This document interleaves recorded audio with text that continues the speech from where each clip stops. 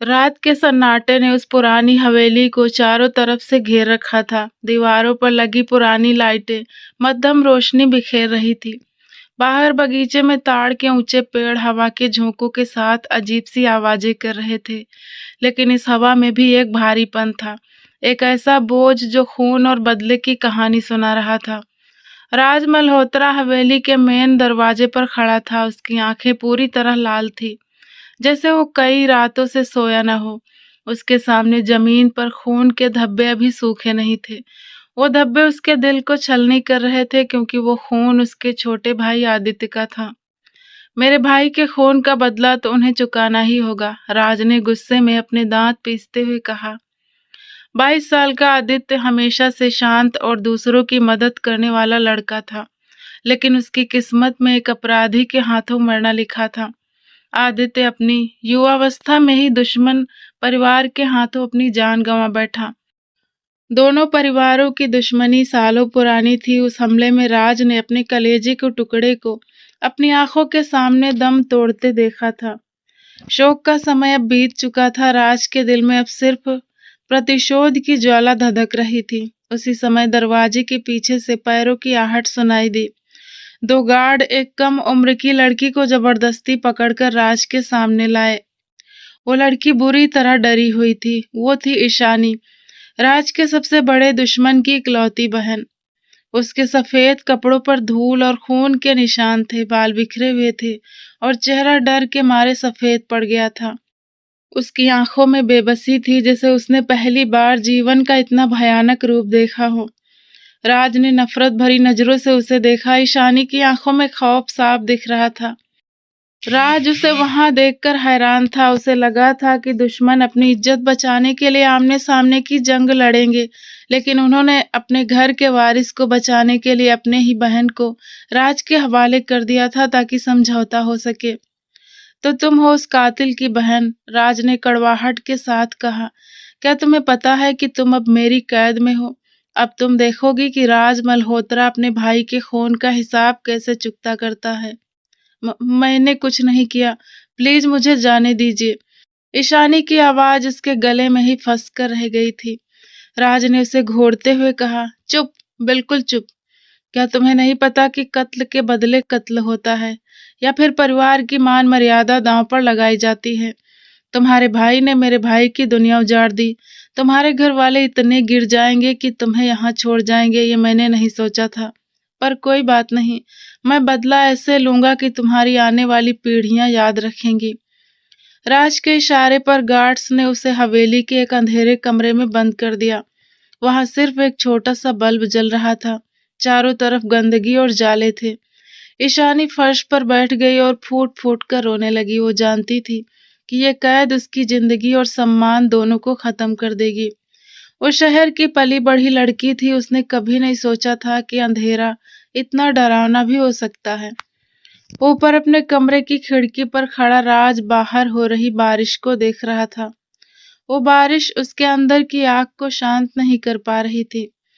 आदित्य मेरे भाई, राज ने आसमान की तरफ देखते हुए कहा, मैं वादा करता हूँ तुम्हारा बलिदान बेकार नहीं जाएगा। मैं उन्हें राख कर दूंगा, मुझे माफ करना। मैं जानता हूँ अगर तुम यहाँ होते तो मुझे रोकते, क्योंकि तुम इन लड़ाइयों से नफरत करते थे। तुम एक पढ़े लिखे और समझदार इंसान थे। वो थोड़ा रुका और कड़वाहट से मुस्कुराया। जब तुमने आंखें खोली तो मैंने तुम्हारे हाथ में कलम दी थी, लेकिन जब मैंने आंखें खोली तो मुझे हथियार थमा दिए गए थे। इसीलिए शायद मैं एक पत्थर दिल इंसान बन गया। दुनिया को लगता है कि मैंने विदेश से बिजनेस की पढ़ाई की है, मैं एक सभ्य इंसान हूँ, लेकिन यहाँ सिर्फ ताकत की भाषा चलती है। यहाँ लोग एक दूसरे के खून के प्यासे हैं। यहाँ किसी को तमीज और माफी का मतलब नहीं पता। ईशानी की आंखों से लगातार आंसू बह रहे थे। जो उन्होंने मेरे भाई आदित्य के साथ किया है, मैं भी उनके साथ वही करूंगा। मैं जानता हूँ कि एक लड़की का सम्मान करना चाहिए, लेकिन मैं मजबूर हूँ। राज ने एक गहरी सांस लेते हुए खुद से कहा। नीचे अंधेरे कमरे में ईशानी की सिसकियां सुनाई दे रही थी। वो बुरी तरह टूट चुकी थी, लेकिन उसे ये समझ आ गया था कि यहाँ उसे बचाने कोई नहीं आएगा। उसे खुद ही हिम्मत जुटानी होगी। मैं कमजोर नहीं हूँ, मैं किसी की गुलाम नहीं बनूंगी। सबने मुझ पर अन्याय किया है, लेकिन मैं खुद हार नहीं मानूंगी। मैं इन दुश्मनों के आगे घुटने नहीं टेकूंगी। उसने मुश्किल से अपने आंसुओं पर काबू पाते हुए बुदबुदाया। उसे अपने घर वालों के फैसले पर दुख से ज्यादा हैरानी हो रही थी। अच्छा नहीं किया आप लोगों ने मेरे साथ। मेरी पढ़ाई, मेरे सपने, सब कुछ बर्बाद कर दिया। लेकिन मैं अपनी मर्यादा पर आंच नहीं आने दूंगी। राज जो चाहता है मैं वो कभी नहीं होने दूंगी। अंधेरे और जालों से उसे डर तो लग रहा था, पर अब उसके अंदर एक नई जिद पैदा हो रही थी। सुबह का सूरज हवेली की ऊंची दीवारों के पीछे से झांक रहा था। पक्षी चहचहाने लगे थे, लेकिन हवेली के अंदर का माहौल अभी भी मातम जैसा था। हर कोने में छोटे भाई आदित्य की यादें बसी थी। राज कुर्सी पर पैर चढ़ाकर बैठा सिगरेट का धुआं उड़ा रहा था। उसकी आंखों में वही पागलपन था। वो रात भर सोया नहीं था। नीचे कैद उस लड़की का ख्याल बार बार उसके दिमाग पर हथौड़े की तरह चोट कर रहा था। गार्ड ने आकर बताया कि नीचे से पूरी रात रोने की आवाजें आती रही हैं। ये रोना बंद नहीं करेगी, अभी बताता हूँ इसे। राज ने सोचा और गुस्से में नीचे की ओर बढ़ा। कमरे में अब भी धुंधला सा अंधेरा था। ईशानी एक कोने में दीवार से लगकर बैठी थी। उसके बाल चेहरे पर बिखरे थे और आंखें रोने के कारण सूजकर लाल हो गई थी। राज धीरे धीरे उसके करीब आया। जाग गई, उसने बेहद कठोर आवाज में कहा। ईशानी ने चौंक कर सिर उठाया। प्लीज मुझे जाने दीजिए, मैं निर्दोष हूँ। मेरे भाई की गलती की सजा मुझे क्यों दी जा रही है? भगवान के लिए मुझ पर दया करो। वो फिर से सिसकने लगी। उसके मासूम चेहरे पर बेबसी साफ झलक रही थी। राज ने तेजी से झुककर उसकी ठुड्डी पकड़ी और चेहरा अपनी ओर घुमाया। मेरी बात ध्यान से सुनो। मुझे इस बात से कोई फर्क नहीं पड़ता कि तुम निर्दोष हो या नहीं। मैं सिर्फ अपने भाई की मौत का बदला लेना जानता हूँ, और मैं वही करूंगा जो हमारे परिवार की परंपरा है। उसने कठोरता से कहा। लेकिन मैं एक लड़की हूँ, मेरे साथ ये अन्याय मत करो। मैं जीते जी मर जाऊंगी। ईशानी की आंखों में डर तैरने लगा। राज के होठों पर एक कड़वी मुस्कान आई। अन्याय? अभी तो शुरुआत भी नहीं हुई है। उसने पास पड़ी जंजीर को झटके से खींचा, जिससे ईशानी लड़खड़ाकर उसके पैरों के पास गिर गई। उसकी सांसें तेज हो गई थी। याद रखना, इस हवेली में तुम सिर्फ एक कैदी हो। तुम्हारे रोने की आवाज इन दीवारों से बाहर नहीं जा सकती। तुम्हें जितना रोना है रो लो। तुम्हारी चीखें सुनकर मेरे दिल को सुकून मिलेगा। आखिर सबको पता चलना चाहिए कि एक दुश्मन की बहन अपने भाई के किए का हिसाब कैसे तड़प तड़प कर चुका रही है। राज ने ठंडी आवाज में कहा। ईशानी ने अपने होंठ भींच लिए। उसका दिल जोर से धड़क रहा था। उसने सिर उठाकर राज की आंखों में देखा और पहली बार उसके डर की जगह नफरत ने ले ली। मैं कभी नहीं टूटूंगी, उसने पूरी हिम्मत से कहा। राज उसके अचानक बदले हुए लहजे को देखकर पल भर के लिए चौंका। तुम मुझे कैद कर सकते हो, पर मुझे मानसिक रूप से नहीं तोड़ सकते। तुम मुझे कोई चोट नहीं पहुंचा सकते, सुना तुमने? ईशानी के चिल्लाने पर राज पहले चौंका और फिर जोर से हंसने लगा। वो उसके कान के पास झुका और फुसफुसाया। मैं वही छीनता हूँ जिस पर इंसान को सबसे ज्यादा घमंड हो। तुम जल्द समझ जाओगी कि राज मल्होत्रा क्या चीज है। उसकी आवाज में इतनी शक्ति थी कि ईशानी का शरीर कांप उठा। राज पीछे हटा और बाहर निकलते हुए कमरे के भारी दरवाजे को जोर से बंद कर दिया। ऊपर आकर वो अपनी माँ के कमरे के पास रुका। उसकी माँ छोटे भाई के गम में कई दिनों से बेसुध पड़ी थी। राज ने दरवाजे की ओर देखते हुए धीरे से कहा, माँ, मैं आदित्य के खून का हिसाब लेकर रहूंगा, चाहे इसके लिए मुझे दुनिया का सबसे बड़ा निर्दयी ही क्यों न बनना पड़े। मैं उस लड़की का घमंड भी तोड़ूंगा और उसे सबक भी सिखाऊंगा। नीचे कैद में बैठी ईशानी ने अपनी मुट्ठियां जोर से बंद कर ली। उसकी आंखों में अब आंसू नहीं, बल्कि प्रतिशोध की चमक थी। अगर तुमने मुझे अपना कैदी बना ही लिया है, तो मैं अपनी इस कैद को ही हथियार बनाऊंगी। एक दिन राज मल्होत्रा, मैं तुम्हें तुम्हारी अपनी ही नफरत का कैदी बना दूंगी। तुम अभी मुझे जानते नहीं हो। रात गहरी हो चुकी थी। हवेली के आंगन में हवा के साथ ताड़ के पत्तों की सरसराहट गूंज रही थी। नीचे अंधेरे कमरे में सिर्फ जंजीरों के टकराने की आवाज सुनाई दे रही थी। ईशानी दीवार से सटकर बैठी थी। उसके हाथ बंधे हुए थे। आंखों में नमी और चेहरे पर गहरी थकान साफ दिख रही थी। पूरे दिन से उसने अन्न का एक दाना भी नहीं चखा था। वो अपनी ही सोच में डूबी थी कि तभी अचानक भारी दरवाजा खुला। राज हाथ में टॉर्च लिए अंदर दाखिल हुआ। रोशनी ने उस घुटन भरे कमरे के अंधेरे को चीर दिया। इसी उजाले में ईशानी को राज के कठोर चेहरे के हाव भाव नजर आए। खाना नहीं खाया तुमने? राज ने ठंडे सर में पूछा। ईशानी चुप रही। मैंने कुछ पूछा है, जवाब दो। इस बार वो इतना जोर से दहाड़ा कि ईशानी डरकर सहम गई। मैं अपने दुश्मन के घर का एक निवाला भी नहीं तोड़ूंगी, वो बोली तो उसकी आवाज में कपकपी साफ थी। राज के जूतों की आवाज करीब आती गई। वो झुककर उसके पास बैठ गया। उसने झटके से ईशानी की जंजीरों को खींचा और उसका चेहरा अपने करीब कर लिया। इस अचानक खिंचाव से ईशानी को काफी दर्द हुआ। दुश्मनी अपनी जगह है, पर तुम अभी मेरी कैदी हो और कैदियों के पास चुनाव का अधिकार नहीं होता। राज ने उसके चेहरे पर नजरें गड़ाते हुए कहा। ईशानी ने अपनी पूरी हिम्मत बटोरी और उसकी आंखों में देखते हुए गर्दन अकड़ाकर बोली, तुम चाहे मुझे जंजीरों में जकड़ दो, पर मेरा सिर नहीं झुका सकते। राज के होठों पर एक कड़वी मुस्कान उभरी। उसने कुछ पल उसे घूर कर देखा और फिर अपनी पकड़ और मजबूत कर दी।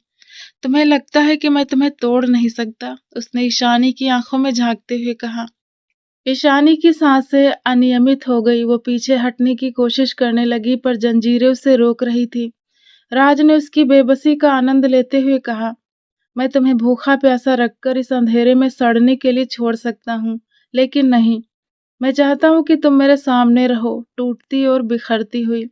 ईशानी की आंखों से आंसू बहने लगे, पर उसने हार नहीं मानी। मैं नहीं टूटूंगी राज। राज एक पल के लिए खामोश हो गया। उसकी नजरें ईशानी के कांपते हुए वजूद पर टिक गईं। वो उसके इतना करीब झुका कि ईशानी उसकी सांसों की गर्माहट महसूस कर सकती थी। ईशानी ने डर के मारे आंखें मूंद ली। उसे लगा कि राज अभी कुछ भयानक करेगा, लेकिन वो अचानक उठ खड़ा हुआ। ठीक है, उसने जंजीरों को एक झटका दिया जिससे ईशानी कराह उठी। देखते हैं तुम्हारी ये जिद कब तक टिकी रहती है। बहुत जल्द मैं तुम्हारा ये सारा घमंड मिट्टी में मिला दूंगा।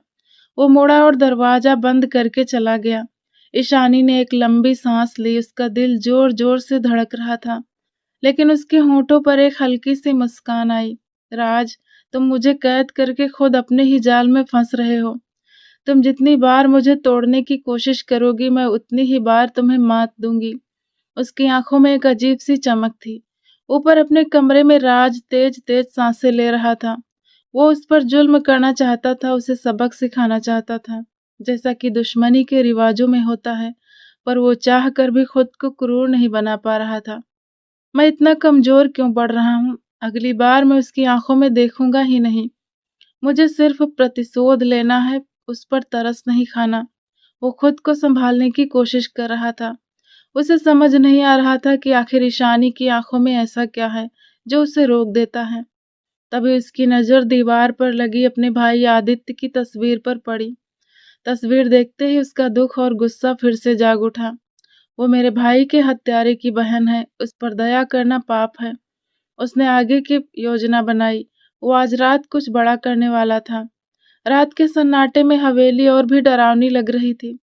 ईशानी नीचे दीवार के सहारे बैठी थी। दरवाजा चरमराते हुए खुला और राज फिर से अंदर आया। इस बार वो बदला हुआ लग रहा था। उसके हाथ में दूध का एक कटोरा था। इसे पियो। उसने कटोरा ईशानी के मुंह के पास रखा। ईशानी ने उस कटोरे को संदेह भरी नजरों से देखा।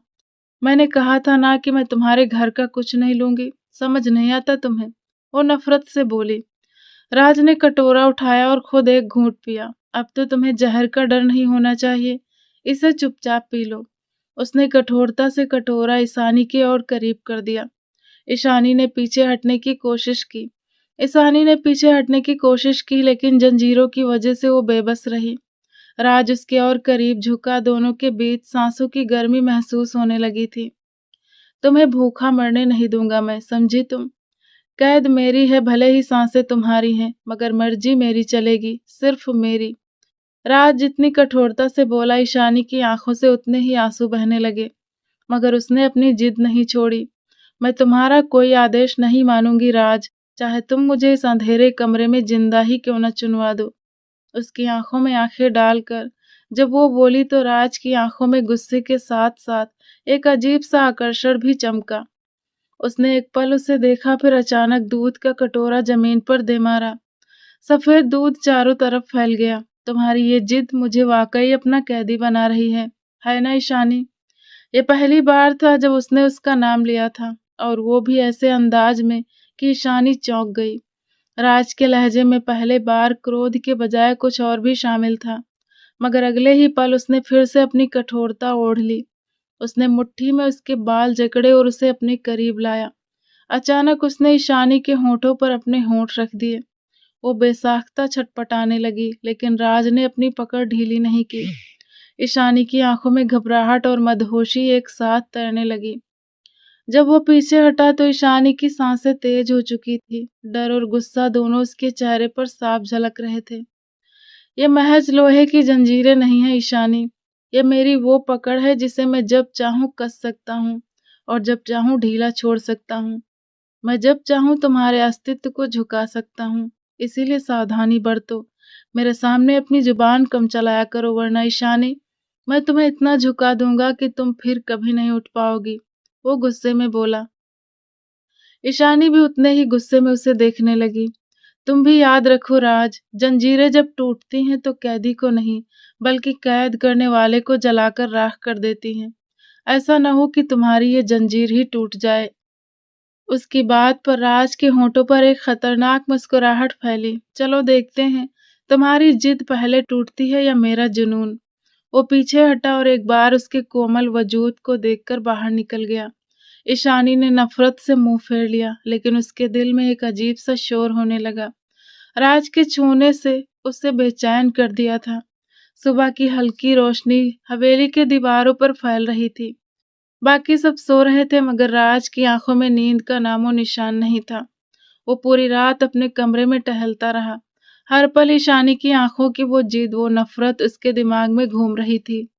ये कैसे हो सकता है? वो हैरानी से बुदबुदाया। उसके हाथ में सिगरेट थी। वो इतना डरने के बावजूद मेरी आंखों में कैसे देख पा रही थी? क्या उसे जरा भी डर नहीं लगा कि मैं उसके साथ कुछ भी कर सकता हूँ? उसने सिगरेट का आखिरी कश लिया और तेजी से नीचे अंधेरे कमरे की तरफ बढ़ा। दरवाजा धड़ाम से खुला। ईशानी चौंक कर उठ बैठी।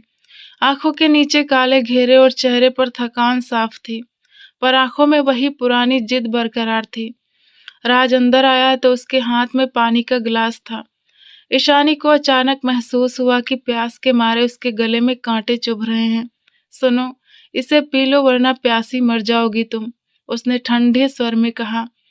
ईशानी ने नफरत से मुंह फेर लिया। मुझे कितनी बार मना करने पड़ेगा कि मुझे तुम्हारा कुछ भी नहीं चाहिए। उसकी बात सुनकर राज गिलास रखते हुए एकदम उसके करीब आया। वो सहम कर पीछे हुई। तुम्हारी ये जिद मुझे मजबूर कर रही है ईशानी, उसने दांत पीसते हुए कहा। मजबूर? तुम क्यों मजबूर हो रहे हो? करो मुझ पर अत्याचार। एक निहत्थी औरत पर अपनी ताकत आजमाओ, ताकि मुझे भी विश्वास हो जाए कि मेरा दुश्मन वाकई एक कायर पुरुष है जो एक औरत से बदला ले रहा है। उसकी आवाज कांप रही थी, पर शब्द पत्थर की तरह चुभने वाले थे। राज एक पल के लिए ठिठक गया। उसकी आंखों में एक अजीब भाव आया, जैसे वो पहली बार खुद को आईने में देख रहा हो। मगर अगले ही पल उसने ईशानी के बाल अपनी मुट्ठी में जकड़ लिए। वो दर्द से तड़प उठी। होश में रहो लड़की, मेरे सामने बकवास मत करो। मेरे धैर्य की भी एक सीमा है, और जब वो टूटती है तो मैं किसी को नहीं छोड़ता, फिर चाहे सामने कोई पुरुष हो या औरत। वो भयंकर क्रोध में दहाड़ा। ईशानी के आंसू उसके चेहरे को भिगो रहे थे। अगर तुम मुझे तोड़ना चाहते हो तो सुनो, तुम मुझे जल्द ही तोड़ दो, वरना कहीं ऐसा न हो कि तुम्हारे अंदर का जुनून मुझे अपनी तरफ खींच ले। क्योंकि अगर ऐसा हुआ राज, तो मैं झुकूंगी नहीं, पर मैं टूट जरूर जाऊंगी। उसके शब्दों में कुछ ऐसा था जो राज के दिल को तीर की तरह चीर गया। वो एकदम ईशानी को धकेल कर खड़ा हो गया और बिना नजर मिलाए दरवाजे की तरफ बढ़ गया। मगर निकलते निकलते उसने पलटकर उसे देखा। उसकी आंखों में एक सम्मोहक भाव था, जिससे खुद राज को भी उलझा दिया था। याद रखना ईशानी, तुम मेरे सामने झुकोगी, चाहे नफरत में या फिर प्यार में, पर झुकना तो तुम्हें पड़ेगा ही। राज ने बहुत धीरे आवाज में कहा और कमरे का भारी दरवाजा बंद करके बाहर निकल गया। ईशानी ने एक लंबी सांस ली और दीवार के सहारे बैठ गई। बस कुछ समय और, फिर ये जिद्दी राज मल्होत्रा खुद मुझे आजाद करेगा। जानता भी है कि मैं उसके दुश्मन की बहन हूँ, फिर भी मुझे हल्के में ले रहा है। उसने अपना सिर झटक कर पास रखे पानी के जग को देखा। उसके हाथों में बंधी जंजीरें अब उसे और भी भारी लग रही थी। उसकी स्थिति अब दयनीय हो चुकी थी। भूख और प्यास से उसका शरीर जवाब दे रहा था, पर मन अब भी अडिग था। आधी रात को तेज बारिश शुरू हो गई। राज अपनी खिड़की के पास खड़ा सिगरेट पीने में मग्न था, पर उसका ध्यान पूरी तरह ईशानी पर था। कुछ सोचते हुए उसने सिगरेट बुझाई और नीचे अंधेरे कमरे की ओर चल पड़ा। अंदर जंजीरों के टकराने की हल्की आवाजें आ रही थी। ईशानी फर्श पर बैठी थी, उसकी आंखें बंद थी और होठों पर भगवान के लिए प्रार्थना थी। दरवाजे के खुलने की चरमराहट ने उसे चौंका दिया। राज की तीखी निगाहें उस पर जम गई। अभी तक जाग रही हो? राज ने कठोर आवाज में पूछा। ईशानी ने कोई जवाब नहीं दिया। राज धीरे धीरे उसके करीब आया और उसके घुटनों के पास बैठ गया। उसने ईशानी की जंजीरों को छुआ और एक एक करके उन्हें खोलने लगा। ईशानी हैरान रह गई। ये तुम क्या कर रहे हो? क्यों खोल रहे हो इन्हें? ईशानी की आवाज में अविश्वास था। राज के होठों पर एक फीकी मुस्कान आई। सच कहूं तो तुम ठीक कहती हो। अगर मैंने तुम्हें इस तरह कैद में रखा तो मैं खुद भी तुम्हारा कैदी बन जाऊंगा। इसीलिए अब तुम्हें इस अंधेरे से आजाद कर रहा हूं। क्या चाहती हो? जंजीरें खुलते ही ईशानी का शरीर हल्का सा कांप उठा। 2 दिनों बाद उसके हाथ आजाद हुए थे। चलो, अब मेरे साथ ऊपर चलो। राज ने अपना हाथ आगे बढ़ाया, पर ईशानी ने नफरत से अपना सिर झटक दिया। मैं तुम्हारे साथ कहीं नहीं जाऊंगी, उसने साफ मना कर दिया। राज उसे देखता रहा। इस कोमल सी लड़की में इतनी भूख और प्यास के बावजूद इतनी हिम्मत थी कि वो अपनी जिद पर अड़ी थी। उसने जबरदस्ती उसका हाथ पकड़ा और उसे खड़ा किया। ये हवेली मेरी है, तुम चाहो या ना चाहो, तुम्हें मेरे साथ आना ही होगा। ईशानी में चलने की शक्ति नहीं थी, फिर भी राज उसे पकड़कर ऊपर ले आया। बड़े हॉल में रोशनी थी। हवेली की दीवारों पर पुरानी तस्वीरें टंगी थी। राज एक तस्वीर के पास रुका और उसकी ओर संकेत किया। ये मेरा भाई आदित्य था, मेरा अपना खून, जिसे तुम्हारे भाई ने बड़ी निर्दयता से मार डाला। गौर से देखो इस तस्वीर को ईशानी, और इन चेहरे को याद कर लो, ताकि तुम्हें हर पल याद रहे कि तुम्हारा यहाँ होना मेरे भाई की मौत के कारण है। राज के शब्दों में इतनी कड़वाहट थी कि ईशानी की आंखों से आंसू बहने लगे। वो उस मासूम लड़के की तस्वीर देख रही थी जो सच में बेकसूर मारा गया था। मैं अपराधी नहीं हूँ राज, मैं निर्दोष हूँ। उसके होठों से बस ये शब्द निकले, निर्दोष। तुम्हारे परिवार का खून तुम्हारी रगों में बहता है। मेरे लिए तुम उतनी ही दोषी हो जितने वे लोग। राज ने उसके कान के पास फुसफुसाया। ईशानी ने उसकी आंखों में देखते हुए कहा, मुझ पर अगर अत्याचार करो तो जरा संभल कर करना राज। कहीं ऐसा ना हो कि एक दिन तुम्हें अपने किए पर पछतावा होने लगे और फिर मैं तुम्हें कभी माफ ना करूं। ये शब्द राज के दिल पर किसी प्रहार की तरह चलने लगे। वो एक पल के लिए मौन हो गया, फिर अचानक उसने ईशानी की बांह पकड़कर उसे अपनी ओर खींचा। दोनों के बीच बहुत कम अंतर रह गया था। एक बात याद रखना ईशानी, अगर तुम्हें लगता है कि तुम्हारी इन बातों में आकर या तुम्हारी मासूम सूरत और गहरी आंखों के धोखे में आकर मैं अपना फैसला बदल लूंगा, तो ये तुम्हारी भूल है। तुम मेरे लिए बस एक कैदी हो, इससे अधिक कुछ नहीं। राज ने उसे छोड़ दिया और घसीटते हुए अपने बड़े कमरे में ले आया। ईशानी ने कई दिनों बाद ताजी हवा महसूस की, पर यह आजादी उसे कड़वी लग रही थी क्योंकि वो राज की इच्छा पर निर्भर थी। ये मेरा कमरा है, राज ने उसे भीतर धकेलते हुए कहा। आज रात तुम यहीं रहोगी। ईशानी बुरी तरह चौंक गई। क्या मतलब? तुम क्या कहना चाहते हो? उसे लगा कि असली सजा अब शुरू होने वाली थी। नहीं, प्लीज, मुझे वापस उसी अंधेरे कमरे में डाल दो।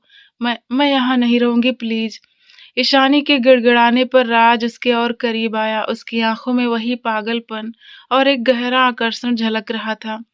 शायद तुम भूल रही हो तो मैं तुम्हें याद दिला दूं कि हमारे रिवाजों में समझौते के लिए लाई गई लड़की के साथ क्या किया जाता है। जंजीरों की कैद तो बस शुरुआत थी, रुको, अब मैं तुम्हें बताता हूँ। राज के लहजे से ईशानी सहम कर पीछे हटी। उसकी सांसें तेज होने लगी। इससे पहले कि वो कुछ समझ पाती, राज उसे लेकर बिस्तर पर गिर पड़ा। वो गुस्से और जुनून में उसके करीब आने लगा, जिससे ईशानी बुरी तरह तड़पने लगी। वो बेबसों की तरह उसके सीने पर हाथ मारकर उसे पीछे धकेलने की कोशिश कर रही थी। राज ने एक हाथ से उसके दोनों हाथों को काबू किया और उसके कपड़ों को अस्त व्यस्त कर दिया। वो पूरी तरह उस पर हावी हो चुका था। उफ, नहीं, ऐसा मत करो। ईशानी उसे हटा देना चाहती थी, पर वो कभी एक तरफ तो कभी दूसरी तरफ झुककर उसे अपने वजूद का एहसास करा रहा था। ईशानी की सिसकियां निकलने लगी। राज ने अपना सिर उठाकर उसे देखा। क्यों? तुम्हारी हालत देखकर तो लग रहा है कि तुम्हें भी ये सब पसंद आ रहा होगा। क्या सच में नहीं आ रहा? वो अनजान बनते हुए पूछने लगा। ईशानी उसे बेबसी से देखने लगी। वो कितना निर्दयी था। राज, प्लीज मत करो, मुझे तकलीफ हो रही है। उसकी बात सुनकर राज हंसते हुए उससे थोड़ा दूर हुआ। तुम्हें तकलीफ देने के लिए ही तो मैं तुम्हें यहाँ लाया हूँ, पर तुम्हारी ये आंखें, ये मुझे तुम्हें हमेशा के लिए कैद करने पर मजबूर कर रही हैं। उसके इस दो अर्थी अंदाज से ईशानी का दिल बैठने लगा। मैं चाहूं तो अभी तुम्हें अपना बनाकर पूरी तरह हासिल कर सकता हूँ, पर नहीं, मैं ऐसा नहीं करूंगा। अभी तुम बहुत कमजोर हो, तुम मेरी तीव्रता को बर्दाश्त नहीं कर पाओगी। इसीलिए मेरी बात कान खोलकर सुनो। कुछ खा लो ताकि जब मुकाबला हो तो बराबरी का हो। मुझे बराबरी की टक्कर में ही मजा आता है। वो बहुत शांत लहजे में उसे चेतावनी देकर दूर हट गया। ईशानी ने तुरंत खुद को चादर में ढक लिया। थोड़ी ही देर में नौकरानी उसके लिए नए कपड़े, खाना और कुछ जरूरी चीजें ले आई।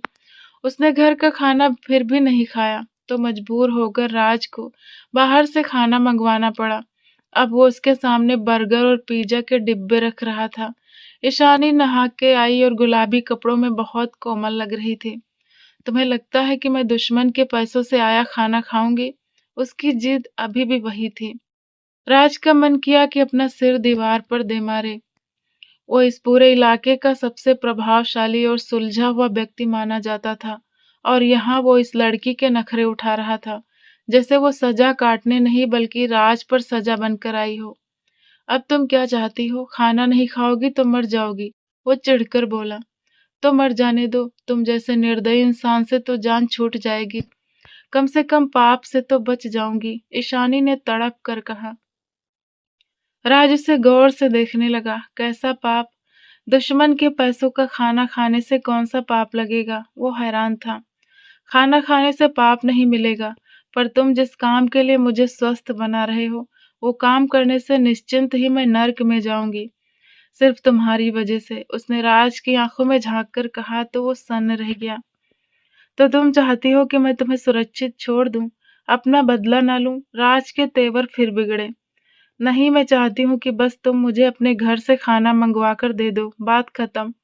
उसकी बात सुनकर राज उसे पागलों की तरह देख रहा था। जब से वो उसके कमरे में आई थी, उसे लगातार परेशान कर रही थी। सुनो तुम, यहाँ तुम स्कूल नहीं आई हो जो तुम्हें घर से खाना मंगवा कर दूं।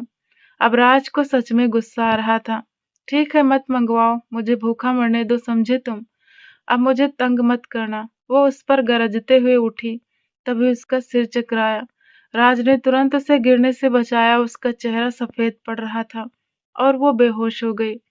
डॉक्टर ने जांच के बाद उसे कुछ खिलाकर ड्रिप लगवाने को कहा। राज जानता था कि वो जिद्दी लड़की अब भी कुछ नहीं खाएगी, इसीलिए उसने उसके घर मैसेज भेजा। ईशानी की माँ ने किसी सहेली के हाथ खाना भेजा। राज कमरे के बाहर खड़ा इंतजार कर रहा था कि कब वो लड़की बाहर आए और वो ईशानी को ड्रिप लगवा सके।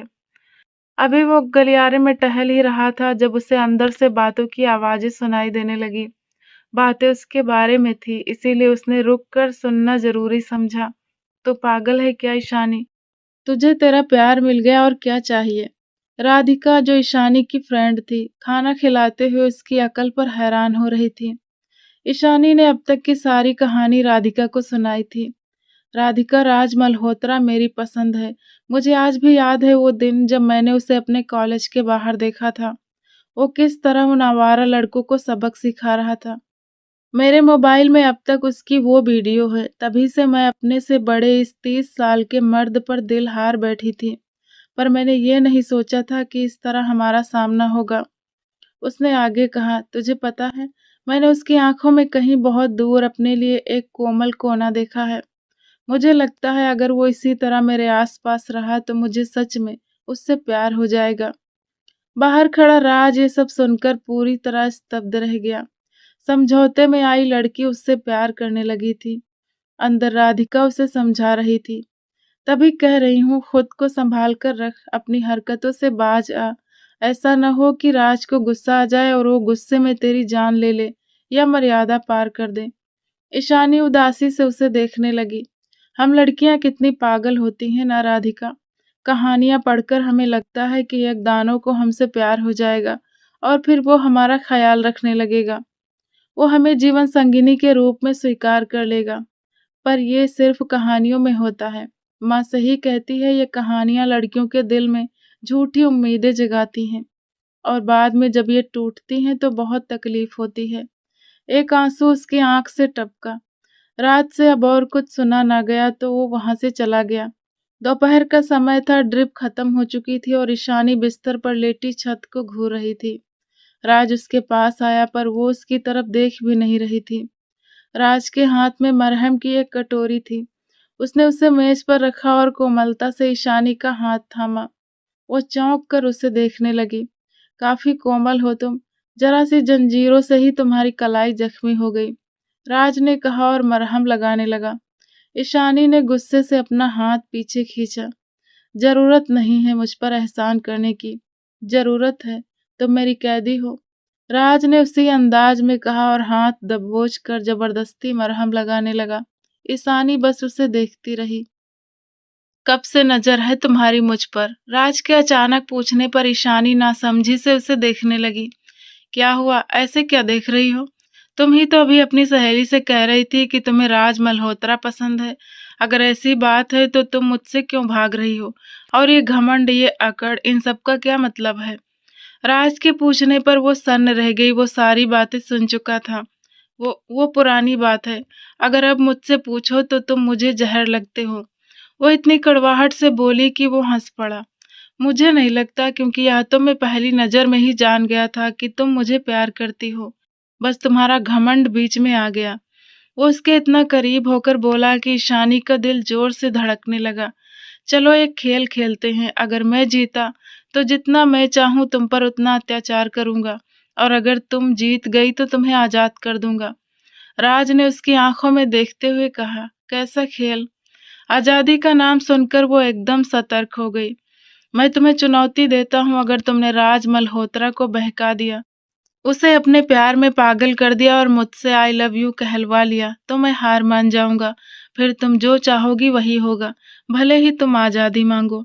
ईशानी की आंखों में चमक आई और वो मुस्कुराई, पर फिर अचानक उदास हो गई। तुम मुझसे पाप करवाना चाहते हो, क्योंकि इस खेल में तुम सीमाएं पार करोगे। राज मुस्कुराया, तो तुम इस पाप को पुण्य में बदल लो। कैसे? वो नासमझी से उसे देखने लगी। शाम के 6:30 बजे राज ने पूरे समाज और गवाहों के सामने ईशानी को अपनी पत्नी बना लिया। दोनों की सहमति से शादी संपन्न हुई। ये पहली रात थी जब ईशानी को उसे अपने वश में करना था। राज ने उसे 1 घंटे का समय दिया था ताकि वो तैयार हो सके। जब राज कमरे में आया तो उसके होश उड़ गए। ईशानी लाल रंग की साड़ी पहने खड़ी थी। वो हिला देने वाली हद तक सुंदर लग रही थी। उसे देखकर वो गर्व से मुस्कुराई। राज चलता हुआ उसके करीब आया। ईशानी ने झिझकते हुए खुद को साड़ी से ढकना चाहा, क्योंकि राज की निगाहें उसके सुंदर रूप पर टिकी थी। ईशानी अब सब जान चुकी थी। शर्म के पर्दे हटा दो, अगर मुझे हराना है तो। राज उसकी कमर थामकर उसके कान के पास झुककर फुसफुसाया, वो तो तुम वैसे भी हार जाओगे, क्योंकि आज रात तुम खुद पर काबू नहीं कर पाओगे। जानते हो, तुम वो सब करोगे जिसके लिए तुम मुझे यहाँ लाए हो। ईशानी उसकी आंखों में देखकर तंज कर रही थी। राज जोर से हंसा। वो तो मैं करूंगा ही, पर शायद तुमने ठीक से सुना नहीं। मैंने कहा था कि तुम मुझसे खुद को प्यार करवाओगी, मुझसे आई लव यू कहलवाओगी। ईशानी ये सुनकर सन्न रह गई। तो क्या मतलब? यह सिर्फ एक रात की बात नहीं थी। क्या उसे रोज रोज खुद को उसके सामने पेश करना पड़ेगा? ऐसे तो वो उसे कभी नहीं छोड़ेगा और जानबूझकर भी कभी प्यार का इजहार नहीं करेगा। राज बहुत धीरे से उसकी गर्दन पर अपने होंठ रखते हुए उसे अपनी बाहों में भींच रहा था। ईशानी ने अचानक उसे खुद से दूर धकेला। वो अविश्वास से उसे देखने लगी। तुमने मुझे धोखा दिया। तुम मुझे कभी नहीं छोड़ोगे। तुमने वाक़ई मुझसे बदला लिया है। तुमने अब मुझे कैद किया है, हे भगवान! राज, तुमने मुझे फिर से बंदी बना लिया। वो ना में सिर हिलाते हुए पीछे हटने लगी। राज की आंखों में लाली उतरने लगी। वो तेजी से उसकी तरफ बढ़ा और उसके बालों को मुट्ठी में जकड़कर उसे अपने करीब किया। मेरी बात ध्यान से सुनो। मैं दुश्मन की बहन से कभी प्यार करूंगा, ये बात अपने दिमाग से निकाल दो। मैं सिर्फ अपने भाई का बदला लेना जानता हूँ। जिस दिन मेरा मन तुम्हारे इस रूप से भर गया, उसी दिन तुम इस हवेली से बाहर फेंकी हुई मिलोगी, समझी तुम? अब शांति से मुझे अपना काम करने दो। अगर रोकने की कोशिश की तो कसम है मुझे, तुम्हारे खानदान की हर लड़की को एक एक करके अपने पास ले आऊंगा। तुम जानती हो मैं झूठ नहीं बोल रहा। वो इतनी कठोरता से कह रहा था कि ईशानी को उसके इस रूप से डर लगने लगा। वो कुछ कह ही नहीं पाई क्योंकि राज उसे बिस्तर पर धकेल कर उसके ऊपर आ चुका था। उसकी लाल साड़ी का पल्लू हटाकर वो उसकी गर्दन पर अपने निशानों से उसे अपना बना रहा था। राज की तीव्रता इतनी थी कि ईशानी की सांसें तेज होने लगी। तुम चाहती हो ना कि मैं तुमसे प्यार करूं, पर तुम ऐसा क्यों चाहती हो? तुम्हारे शरीर से तो मैं जुड़ ही रहा हूं। ये तुम्हें ज्यादा आनंद देगा मेरी जान। वो रुक रुक कर उसे देखते हुए कहने लगा। उसके शब्द इतने गहरे और कड़वे थे कि ईशानी का दिल अंदर तक टूट गया। उसे समझ आ गया कि वो सिर्फ उसके वजूद का तमाशा बनाएगा। राज अपने काम में मगन था। वो पूरी तरह उसके करीब आ चुका था और ईशानी मचलने लगी थी। राज ने उसकी साड़ी को पूरी तरह अलग कर दिया। ईशानी उसे रोकना चाहती थी पर वो रुकने के मूड में नहीं था। राज उसकी आंखों में देखते हुए उसके प्रति अपना जुनून जाहिर करने लगा। वो ये सब इतनी आहिस्तगी और गहराई से कर रहा था कि ईशानी को अपने शरीर से जान निकलती हुई महसूस हो रही थी। बहुत तड़पाया है ना तुमने मुझे। देखो अब मैं तुमसे कैसे बदला लेता हूँ। ईशानी ने घबराहट में राज के बालों को पकड़ लिया और दूसरे हाथ से बेडशीट दबोच ली। वो वाकई बहुत कठोर था। वो उसे बुरी तरह निचोड़ रहा था। ईशानी की सिसकियां तेज होती जा रही थी। सांसें मध्यम थी मगर धड़कनें बहुत तेज। उफ राज, प्लीज जो करना है जल्दी करो, मेरी जान निकल रही है। वो इतनी व्याकुल होकर बोली कि उसे खुद भी नहीं पता था कि वो क्या कह चुकी है। राज ने रुककर उसे देखा और गहरा मुस्कुराया। जो आज्ञा मेरी जान। वो पूरी तरह उस पर हावी होकर उसकी तड़प शांत करने लगा। राज का अंदाज, उसका एहसास, उसका जुनून और उसके शरीर की तपती गर्मी ईशानी को किसी और ही दुनिया में ले गई। दोनों का जुनून बढ़ने लगा और फिर एक झटके के साथ राज उसके ऊपर गिर पड़ा। ईशानी गहरी गहरी सांसें लेने लगी। कुछ देर वो वैसे ही लेटा रहा, फिर उठकर उससे दूर हुआ। एक नजर उससे मुस्कुराकर देखा, तो क्या तुम्हें मजा आया मेरे इस तरह प्यार करने से? उसके सवाल पर ईशानी ने शर्म के मारे तकिए में मुंह छुपा लिया। रात जोर से मुस्कुराया। अगली सुबह जब ईशानी तैयार होकर कमरे से बाहर निकली तो सीढ़ियों पर ही उसे तीखे शब्द सुनने पड़े। ए लड़की, अब तुम इस घर की बहू हो, तुम्हें रसोई को समय देना होगा। क्या सारा दिन महारानी बनकर कमरे में बैठी रहती हो? आदित्य के गम में डूबी राज की दादी ने अपनी सजी धजी दुल्हन को देखकर गुस्से से कहा, तो वो चौंक गई। ईशानी सहम गई। आज ही तो वो कमरे से बाहर निकलकर हवेली का जायजा ले रही थी। उसे शायद ये एहसास नहीं था कि भले ही वो राज की पत्नी बन गई है, लेकिन इस घर की नजरों में उसकी हैसियत अभी भी एक कैदी जैसी ही थी। मुझे खाना बनाना नहीं आता, उसने घबराते हुए कहा। भला उसने अपनी हवेली में कभी ऐसे काम काज थोड़े ही किए थे। अरे करोगी तो आएगा ना। जाओ, जाकर ये नए कपड़े बदलो और आकर नौकरानियों का हाथ बटाओ। और हाँ, आज रात का खाना तुम ही तैयार करोगी। दादी की आवाज में इतनी कठोरता थी कि ईशानी डर कर अपने कमरे की ओर बढ़ गई। क्या तुम्हें भी तेज आवाजों से डर लगता है? जैसे ही वो कमरे में जाने लगी, उसे पीछे से किसी की आवाज आई। उसने मुड़कर देखा तो राज की माँ खड़ी थी। सादे से कपड़े, आंखों के नीचे काले घेरे और बिखरे हुए बाल। वो काफी कमजोर लग रही थी। मुझे भी तेज आवाजों से डर लगता है। जब मैं इस हवेली में आई थी, मुझे भी इसी तरह समझौते के तहत लाया गया था, उन्होंने ईशानी के करीब आकर कहा। ईशानी उन्हें देखती रह गई। क्या राज की माँ भी इसी स्थिति में गुजरी थी? थोड़ी देर बाद वो ईशानी का हाथ थामे अपने कमरे में बैठी थी। उन्होंने ईशानी को अपना अतीत बताया कि कैसे उनके भाई ने राज के पिता की बहन के साथ धोखा किया और फिर अपमान के कारण राज की बुआ ने आत्महत्या कर ली थी। बदला लेने के लिए राज के पिता ने उन्हें जबरदस्ती इस घर की बहू बना लिया। जब मेरा पहला दिन था इस हवेली में, तब मुझ पर बहुत अत्याचार हुए थे। मुझे तो राज के पिता ने बेल्ट से मारा था और राज की दादी अलग से प्रताड़ित करती थी। मेरा बेटा आदित्य मुझ जैसा शांत स्वभाव का था, मगर राज गुस्से का बहुत तेज निकला, बिल्कुल अपने पिता पर गया है। पर सुनो, वो बुरा नहीं है। मुझे विश्वास है कि उसने तुम पर हाथ नहीं उठाया होगा, है ना? ईशानी ने धीरे से हाँ में सिर हिलाया। यही सच था। राज ने उसे कभी शारीरिक रूप से चोट नहीं पहुंचाई थी, ना ही कभी उसका हाथ जलाया था। वो खुद को जानवर कहता था, पर वास्तव में वो वैसा था नहीं। तो क्या ये लोग आपको अभी भी स्वीकार नहीं कर रहे? इतने वर्षों बाद भी नहीं? ईशानी को उन पर तरस आया। कर चुके हैं तब, जब मेरा राज बड़ा हुआ तब, जब मेरे आदित्य ने अपने प्यार से सबका दिल जीता और अब वो हमें छोड़कर चला गया। वो बहुत दुखी होकर कह रही थी। उनकी आंखों से आंसू बह रहे थे। उन्हें देखकर ईशानी को अपने सौतेले भाई पर बहुत गुस्सा आया। उसी के किए की सजा आज ईशानी काट रही थी। लेकिन तुम ईशानी, तुम बिल्कुल भी मत डरना। तुम बस राज का दिल जीतने की कोशिश करो। ये सब पुरुष के हाथ में होता है। अगर वो चाहे तो अपनी पत्नी को सम्मान दिलवाए और चाहे तो ना दिलवाए। राज के पिता में इतना साहस नहीं था कि वो एक स्त्री का सम्मान करते, पर राज की आंखों में मैंने शील देखा है। तुम उसे बदल सकती हो। वो बस गुस्से का तेज है, पर संभल जाएगा। ईशानी ने उन्हें उम्मीद से देखा। और अगर वो ना माने तो? उसने डरते डरते पूछा। वो मुस्कुराई और प्यार से ईशानी के गाल को छुआ। वो मान जाएगा, तुम बस एक अच्छी पत्नी बन जाओ। वो जितना भी तुम्हारे साथ गलत करे तुम सह लेना। उसे प्यार दो ईशानी, वो तुम्हारा हो जाएगा। उनकी बातों से ईशानी की हिम्मत बढ़ गई थी। अब उसने आजादी का विचार छोड़ दिया था। अब उसे इस मल्होत्रा परिवार में अपनी जगह बनानी थी। शाम को राज गांव का कोई मामला सुलझाकर वापस आया। रसोई से गुजरते हुए उसकी निगाहें अंदर खड़ी ईशानी पर गई, जो सिसकते हुए प्याज काट रही थी। उसने गौर से उसे ऊपर से नीचे तक देखा। वो हल्के पीले रंग के कामदार जोड़े में बहुत सुंदर लग रही थी। दुपट्टा कंधे से बार बार फिसल रहा था और उसने बाल समेट कर पीछे बांध रखे थे।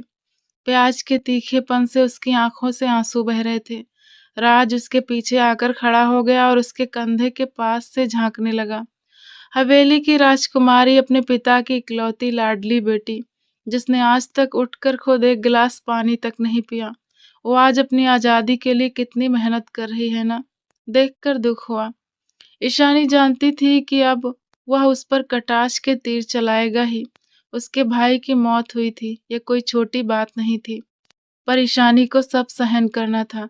राज की माँ ने कहा था कि वो प्यार से उसे सुधार सकती है। ईशानी ने अपनी गर्दन अकड़ाई और कहा, चिंता मत करो, चिंता मत करो प्रिय पतिदेव, कुछ दिनों बाद तुम्हें खुशी भी होगी। ईशानी किचन में काम करते हुए अपनी आस्तीन से आंसू पोंछकर एक अदा से मुस्कुराई।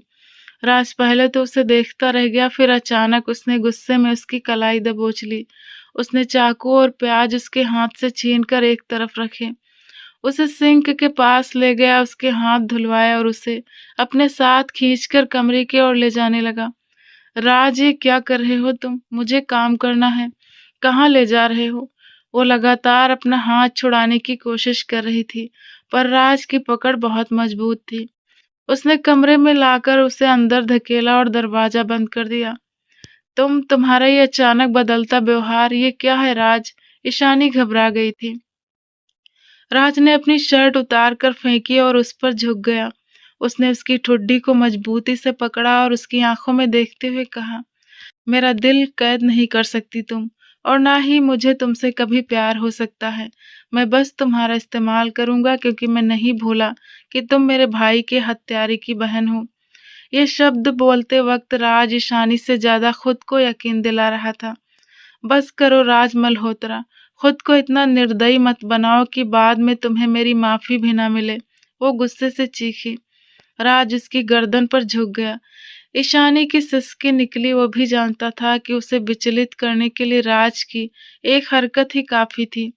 वो पूरी तीव्रता के साथ उस पर हावी हो रहा था और ईशानी तड़प रही थी। बस करो राज, मुझे रात का खाना बनाना है। वो परेशान हो गई। फिलहाल मुझे तो खुद को तृप्त करने दो जान। वो उसे इस वक्त इस तरह देख रहा था जैसे वाकई उसे अपना बना लेगा। इस वक्त वे दोनों एक दूसरे के नशे में डूब चुके थे। राज भूल चुका था कि ईशानी उसके भाई के कातिल की बहन है और ईशानी आज पहली बार पूरी गहराई से उसके करीब थी। कुछ ही पलों में ईशानी का शरीर थक कर बिस्तर पर ढह गया। वो गहरी सांसें लेने लगी। तुमने मुझे चलने लायक भी नहीं छोड़ा, वो मुश्किल से बोल पाई। राज मुस्कुराया। तुम्हें किसने रोका? आओ, तुम भी मुझे उठने लायक मत छोड़ो। वो अभी संभली भी नहीं थी कि राज ने उसे फिर से अपनी बाहों में भर लिया। इस बार ईशानी को उस पर बहुत गुस्सा आया, पर दोनों की सांसें एक दूसरे में उलझ चुकी थी। रात के खाने का समय हो चुका था। ईशानी रसोई से होकर कमरे में आई तो अंदर से शावर की आवाज आ रही थी। राज नहा रहा था। ईशानी ने बिस्तर पर पड़े उसके कपड़ों को देखा, फिर अलमारी खोलकर अपनी पसंद के कपड़े निकाल कर रख दिए। जब राज बाहर आया तो सिर्फ लोअर ट्राउजर में था। ईशानी तैयार खड़ी बाल बना रही थी। राज बिना शर्ट के खड़ा उन नए कपड़ों को देख रहा था। यह क्या मजाक है? जो कपड़े मैंने निकाले थे वे कहाँ गए? एक रात डिनर पर पत्नी की पसंद के कपड़े पहन लोगे तो कोई प्रलय नहीं आ जाएगी। वो एक अदा के साथ उसके करीब आई और उसकी गर्दन को छूते हुए उसके गीले बदन पर हाथ फेरने लगी। राज ने उसका हाथ पकड़कर रोका। बदला लोगी? जानती हो ना, नीचे सब मेरा इंतजार कर रहे हैं। तुम जानबूझकर मेरी भावनाएं जगाना चाहती हो ताकि मुझे खुद को संभालना मुश्किल हो जाए। ईशानी मुस्कुराई। तुम इतने भी बुरे नहीं हो जितना मैं सोच रही थी, वो कहकर कमरे से बाहर निकल गई। राज कुछ देर वहीं शांत खड़ा रहा। नीचे डाइनिंग टेबल पर जैसे ही ईशानी राज के बगल वाली कुर्सी पर बैठने लगी, राज की दादी ने कठोरता से कहा, ऐ लड़की, तुम यहाँ नहीं बैठ सकती। सबने रुक कर ईशानी को देखा। राज चुप रहा। पर मैं राज की पत्नी हूँ, ईशानी बहुत नम्रता से बोली। तुम इस घर में सिर्फ एक अपराधी की बहन हो और उसी हैसियत से आई हो। ये तो राज ने तुमसे शादी कर ली, वरना तुम इस योग्य नहीं थी कि मल्होत्रा परिवार की बहू बनो। निकलो यहाँ से, जाओ। दादी गुस्से से चीखते हुए खड़ी हो गई। दादी जी प्लीज, वो मेरी पत्नी है, राज ने कड़े स्वर में कहा। ईशानी ने राज के हाथ पर अपना कोमल हाथ रखा। राज उसे देखने लगा। कोई बात नहीं राज, मैं अपना खाना माँ के कमरे में ले जाती हूँ। उन्होंने भी सुबह से कुछ नहीं खाया है। वो शालीनता से अपना और राज की माँ का खाना ट्रे में सजाकर उनके कमरे की तरफ बढ़ गई। राज को उस समय ईशानी सबसे सुंदर लगी, जब वो उसकी माँ की चिंता कर रही थी। सबने खामोशी से खाना खाया। खाना वाकई बहुत स्वादिष्ट बना था। जब राज देर रात कमरे में आया तो ईशानी बुरी तरह थक कर सो चुकी थी। काफी देर तक वो उसके पास बैठा रहा, उसे निहारता रहा। वो सच ही तो कह रही थी। राज खुद अपनी ही बनाई कैद में फंसता चला जा रहा था। न जाने क्यों उसका दिल उस लड़की की ओर खींचा चला जा रहा था। वो खामोशी से खिड़की के पास आ बैठा, सिगरेट जलाई और गहरे कश लेने लगा। दूर आसमान में उसे फिर से अपने छोटे भाई आदित्य का मुस्कुराता चेहरा दिखाई दिया। ईशानी जब से राज की माँ से मिली थी, वो काम के बाद अपना ज्यादातर समय उन्हीं के साथ बिताती थी। आज भी उन्हें सुबह से बुखार था और ईशानी कभी उनके माथे पर ठंडी पट्टियां रख रही थी तो कभी उनके हाथ पांव दबा रही थी। उसने जबरदस्ती उन्हें खाना खिलाकर दवाई दी और जब तक वो सो नहीं गई वो उनके पास ही बैठी रही। राज आते जाते चुपके से ईशानी की ये सेवा देख रहा था। न जाने वो लड़की उसके दिल में इतनी जल्दी कैसे घर कर गई थी कि वो उससे एक पल भी दूर नहीं रह पा रहा था। दिल बार बार प्यार का इजहार करने के लिए उकसा रहा था, पर दिमाग चेतावनी दे रहा था कि अगर प्यार का इजहार किया तो ईशानी जीत जाएगी और राज हार जाएगा। उसे ईशानी को आजाद करना पड़ेगा। वो खामोश रहा, समझ नहीं पा रहा था कि क्या करे। वो लड़की उसकी माँ की सेवा करके उसका दिल जीत चुकी थी और राज अब इरादा कर चुका था कि वो उसे कभी नहीं छोड़ेगा। पारिवारिक दुश्मनी कभी खत्म नहीं होती, ये पीढ़ी दर पीढ़ी चलती है। सालों पहले इन परिवारों ने एक दूसरे के लोग मारे थे, मगर जब से आदित्य का जन्म हुआ था, ना कोई युद्ध हुआ था, ना कोई विवाद। उसे इन सब से दूर रखा गया था, इसीलिए वो बेफिक्र रहता था। उसे नहीं पता था कि उसका एक गलत कदम उसकी जिंदगी बर्बाद कर देगा। अतीत की यादें। उठो रिया, ये नाटक बंद करो। तरुण, जो ईशानी का सौतेला भाई था, उसने रिया का हाथ पकड़कर उसे झकझोर कर उठाया। रिया तरुण की होने वाली मंगेतर थी। वो एक पढ़ी लिखी और होनहार लड़की थी, जिसके सपने बहुत बड़े थे। वो आदित्य से यूनिवर्सिटी में मिली थी और उसे बहुत पसंद करती थी। वो तरुण जैसे अनपढ़ और क्रूर इंसान के साथ पूरी जिंदगी बिताने का सोच भी नहीं सकती थी। जब ईशानी के सौतेले भाई तरुण को रिया और आदित्य के बारे में पता चला, तो उसने आदित्य की हत्या कर दी। तब से रिया की मानसिक स्थिति खराब थी। आज मैं तुझसे शादी करके रहूंगा, और अगर आज तूने इनकार किया तो सुन ले, कोई बीच में नहीं बोलेगा। मैं तुझे बिना शादी के ही अपने कमरे में ले जाऊंगा। तरुण गुस्से में दहाड़ा। उसकी धमकी सुनकर रिया ने अविश्वास से उसे देखा। तरुण कैसा लड़का था, उसके किए पाप की सजा उसकी बहन ईशानी भुगत रही थी, और वो यहाँ एक और लड़की की जिंदगी बर्बाद कर रहा था। घर का हर सदस्य उसके गुस्से से डरता था, इसीलिए सबने कायर बनकर ईशानी को बदले में राज के हवाले कर दिया था। ईशानी तैयार होकर रसोई में जा रही थी, तभी दरवाजे पर दस्तक हुई और उसकी सहेली राधिका अंदर आई। उसकी सांसें फूली हुई थी। राज ने ईशानी से मिलने की इजाजत उसे दे दी थी। राधिका को वहां देखकर ईशानी चौंक गई। राधिका, तुम यहाँ? सब ठीक तो है ना? ईशानी उसके पास आई। नहीं, कुछ भी ठीक नहीं है। तुम्हारा वो भाई तरुण, वो मेरी बहन रिया से जबरदस्ती शादी करना चाहता है। वो कहता है कि अगर वो राजी नहीं हुई तो वो उसे। राधिका आगे बोल ही नहीं पाई। ईशानी के पैरों तले से जमीन खिसक गई।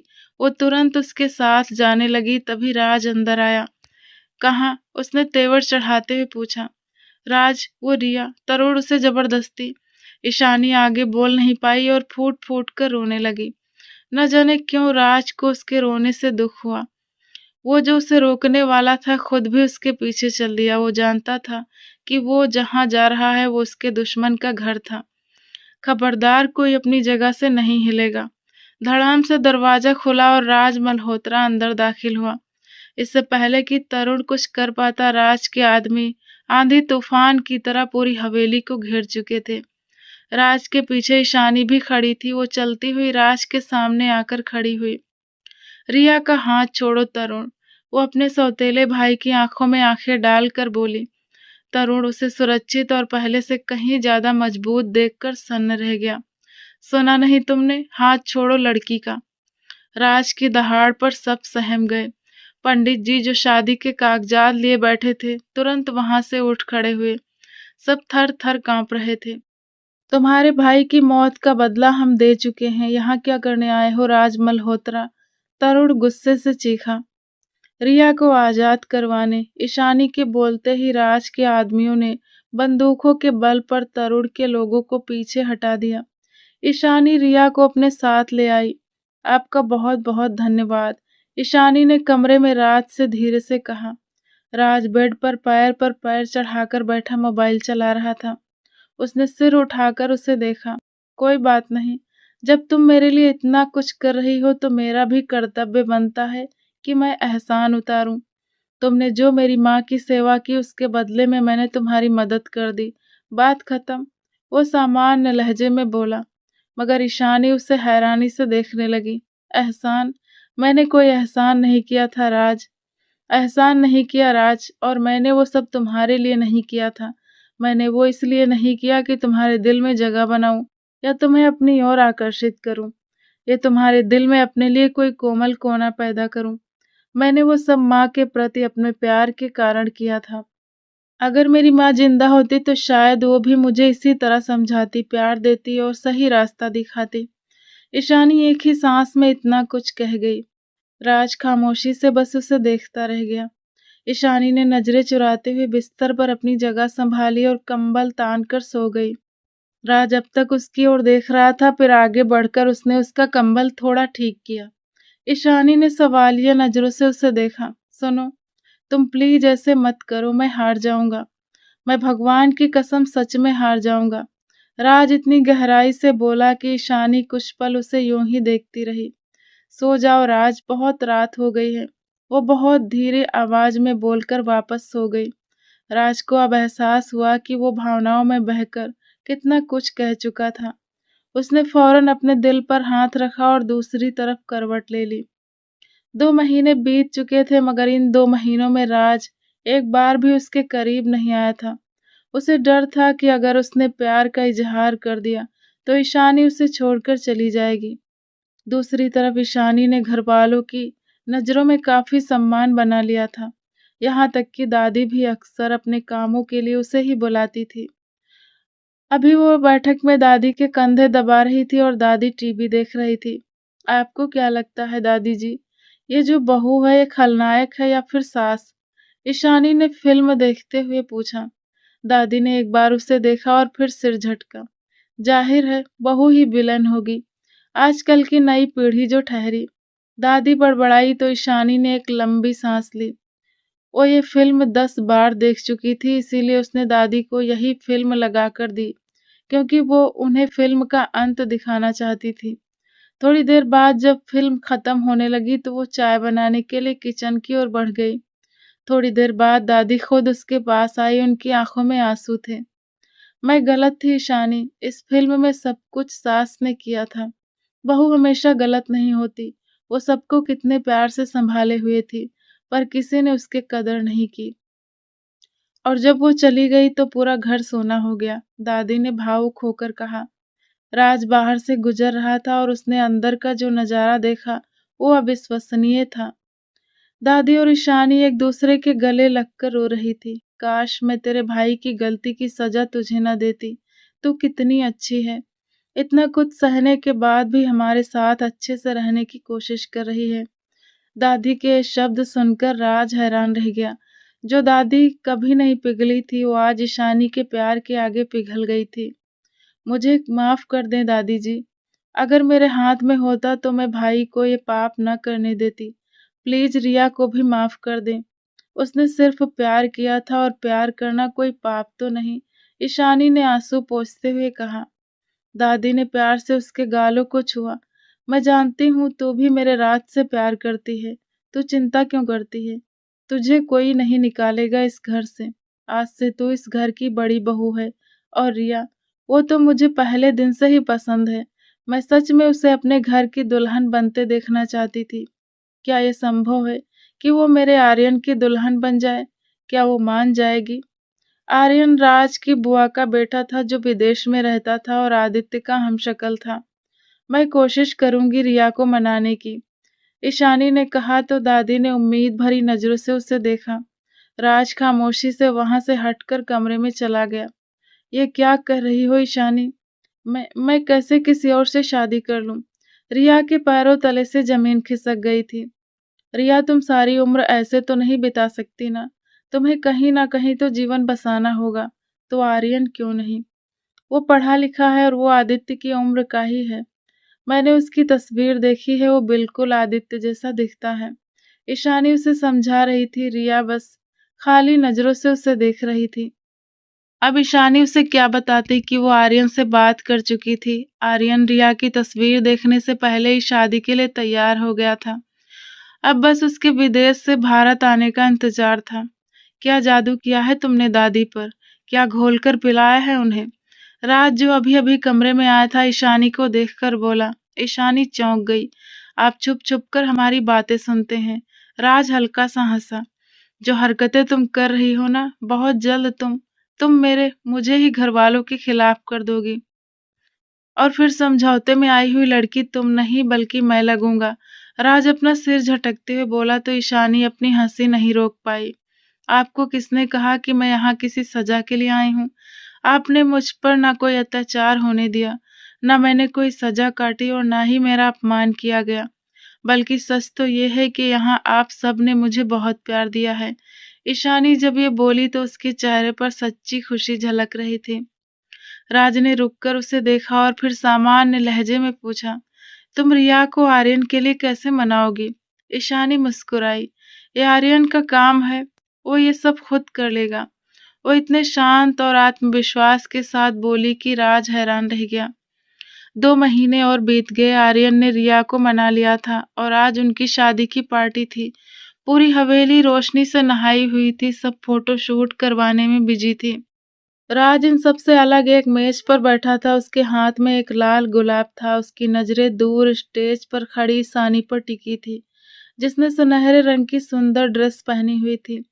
राज ने मोबाइल निकालकर उसे कॉल किया, पर ईशानी ने कॉल काट दी। थोड़ी देर बाद राज को एक मैसेज मिला, मैं अपने ससुराल वालों के साथ बहुत बिजी हूँ, कृपया मुझे परेशान न करें। राज मुस्कुरा उठा, यानी अब उसे ईशानी के फ्री होने का इंतजार करना पड़ेगा। आखिरकार 2 घंटे बाद वो इंतजार खत्म हुआ। जब ईशानी कमरे में आई तो वो दंग रह गई। पूरा कमरा फूलों से सजा हुआ था, हल्की मोमबत्तियां जल रही थी और राज उसकी ओर पीठ करके खड़ा था। राज, ये सब क्या है? क्या सजावट करने वालों ने गलत कमरा सजा दिया है? ईशानी ने मजाक में कहा, मगर जैसे ही राज पलटा वो ठिठक गई। राज की आंखें नम थी। वो ईशानी के सामने आकर खड़ा हो गया, हाथ में वही लाल गुलाब था। मैं जानता हूँ कि जो मैं कहने जा रहा हूँ उसके बाद तुम जीत जाओगी और मैं हार जाऊंगा। शायद तुम मुझे छोड़कर चली भी जाओ, पर सुनो, मुझे तुमसे प्यार हो गया है। राज ने एक गहरी सांस लेकर कहा। उसकी आंखों से आंसू बहने लगे। ईशानी बस उसे देखती रह गई। राज घुटनों के बल बैठ गया और गुलाब उसकी ओर बढ़ाते हुए बोला, आई लव यू ईशानी।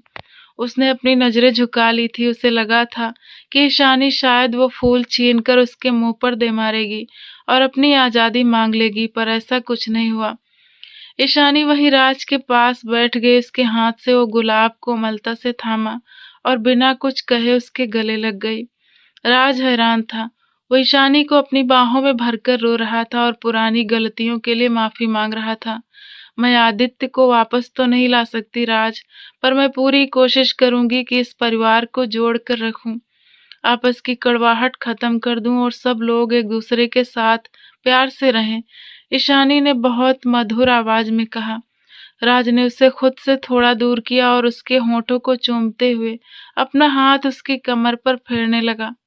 राज, मेरा मेकअप खराब हो जाएगा। ईशानी बस इतना ही कह पाई तो वो मुस्कुराते हुए दूर हुआ।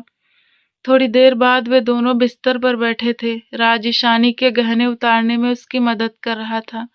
दोनों ने कपड़े बदल लिए थे और एक दूसरे के गले लगकर लेटे थे।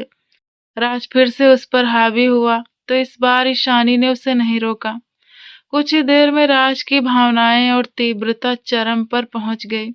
ईशानी बिस्तर पर उसकी बाहों में मचल रही थी।